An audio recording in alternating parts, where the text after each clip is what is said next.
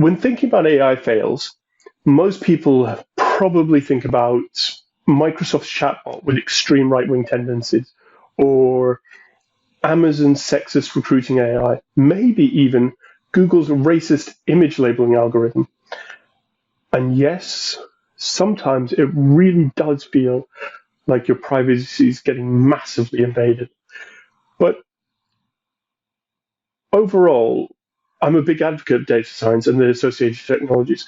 I get really excited when I think about the way that machine learning and deep learning can improve the way that we work, the way that we live, and some of the applications for these technologies, such as natural language processing or computer vision, just fascinating. But it's when you encounter the dark side of these technologies that it gets a little worrying. Earlier this week, I came across some research papers on using neural networks to identify personal traits like sexual orientation, heritage, political leanings, even criminality from your facial features. It does feel a little like modern day phrenology. But these papers weren't from fringe institutions, but produced by researchers at major US universities. And they claim to have actually had some real success.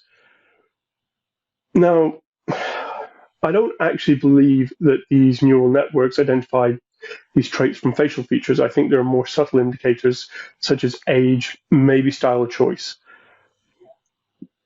But what unsettles me is the why.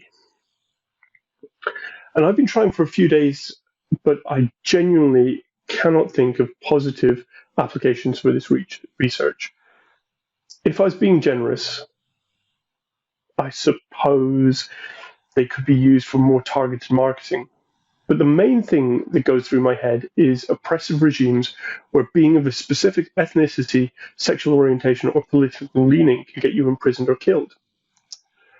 Now, I don't believe that academics and researchers will ever stop governments and organizations from using technologies in an unethical manner.